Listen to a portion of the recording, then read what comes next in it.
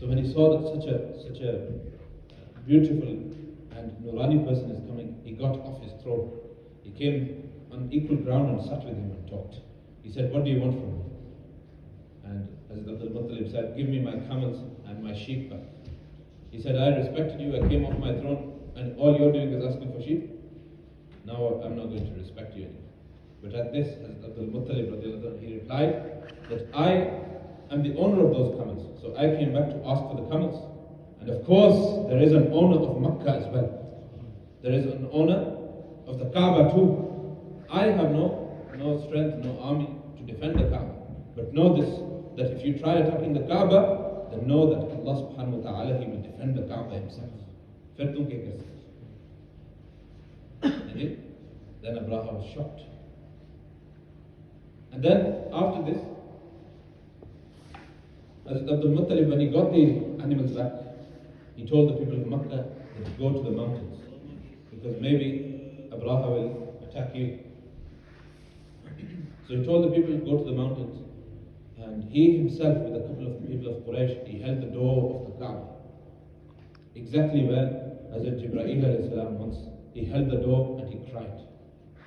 He held it and he said, "Ya Allah, this is your house, you are the protector of it, we have no power, so you protect it, Ya Allah." And then he himself went back as well. And upon this, then Abraha, when he tried attacking, we know the rest of the story. Allah subhanahu wa ta'ala sent birds, each bird carrying 3 rocks, and they launched it from such a height that Abraha's army was destroyed, perished. All of it, subhanAllah. So, this is the other camp, the second and the most largest number of believers in Ahlul Sunnah wal Jama'ah, who believe that the Prophet sallallahu alaihi wasallam's ancestors, they had to be mu'mineen according to this ayat. And the references of the ulama, Imam Fakhruddin Razi, who lived in 504 AH, that was 1,000 years from now, he writes in his book that they had to be mu'mineen. It's absolutely impossible that this ayah becomes true if they are kuffar. So they had to be mu'mineen for this ayah to be true. Meaning the father, the mother, and the grandfather of the Prophet sallallahu alaihi wasallam, Hazrat Abdul Muttalib, were worshippers of the one true Allah subhanahu wa ta'ala. And they were upon the deen Hanif. In fact, in historical references, in the Tariq books, it is stated that when Amina salamullah alayha, when she was about to leave this world, close to Abwa, when she was ill, she was about to leave the world, she talked to the Prophet sallallahu alaihi wasallam. He was very young at the time.